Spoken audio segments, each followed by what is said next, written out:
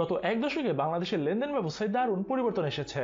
MFS, bank app, online payment সবকিছু মিলিয়ে প্রযুক্তির ব্যবহার আগের চেয়ে অনেক বেশি বেড়েছে। আর এখন থেকে এই যাত্রায় নতুন একটি মাইলফলক যুক্ত হলো গুগল পে। বাংলাদেশে গুগল পে চালু হওয়ার মাধ্যমে ডিজিটাল লেনদেনের এক নতুন অধ্যায় চালু হয়েছে।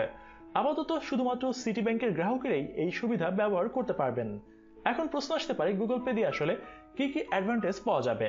সবার আগে বলতেই হয়, গুগল পে ব্যবহার করলে আর ক্যাশ বা প্লাস্টিক কার্ড আপনাকে সঙ্গে রাখার একদমই দরকার হবে না। ফোনে গুগল পে সেট আপ করা থাকলেই দোকানের পজ মেশিনে শুধু ট্যাপ করলেই পেমেন্ট হয়ে যাবে। আলাদা করে কোনো পাসওয়ার্ড বা পিন দেওয়ার একদমই দরকার হবে না। যারা একাধিক কার্ডের ব্যবহার করেন তারা সব কার্ড এক গুগল পের মাধ্যমেই অ্যাড করতে পারবেন। এতে করে আলাদা আলাদা কার্ড বহনের ঝামেলা একেবারেই শেষ।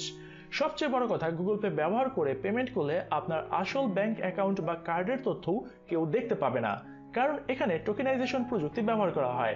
মানে দোকানদার শুধুমাত্র একটা টোকেন নাম্বার পাবে যা শুধুমাত্র আপনার ফোনের মাধ্যমেই কাজ করবে। এতে করে স্ক্যাম রিস্ক গুলো অনেকটাই কমে যাবে। আরেকটা বিষয় হলো, গুগল পে ব্যবহার করতে আপনাকে বাড়তি কোনো সার্ভিস চার্জ দিতে হবে না।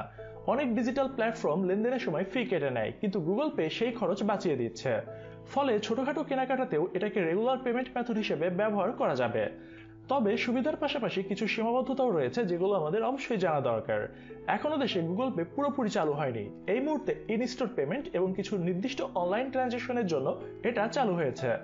আপনি যদি ভাবেন অ্যামাজন, আলি এক্সপ্রেস, ইবে বা অন্যান্য অনলাইন সাইট থেকে আপনি গুগল পের মাধ্যমে পেমেন্ট করতে পারবেন, সেটা সম্ভব না। কারণ এইসব প্ল্যাটফর্মে গুগল পে কেবল সেই সব দেশগুলিতেই কাজ করে যেখানে এটা ফুল স্কেলে চালু রয়েছে। আরও একটা সীমাবদ্ধতা হলো, গুগল পে এখনো বিকাশ বা নগদের মতো মোবাইল ফাইন্যান্সিয়াল সেবার সুবিধা দিচ্ছে না। অর্থাৎ আপনি এখানে cash in, cash out, mobile recharge, bill payment বা রেমিটেন্স রিসিভ করার সুবিধা পাবেন না। তবে ভবিষ্যতে গুগল চাইলে এগুলো হয়তোবা অ্যাড করতে পারে। সব মিলে বলতে গেলে গুগল পে বাংলাদেশে এক নতুন সম্ভাবনা খুলে দিয়েছে। যত দ্রুত অন্যান্য ব্যাংক এবং সার্ভিস এতে যুক্ত হবে, তত বেশি এটা সহজলভ্য হবে সবার জন্য।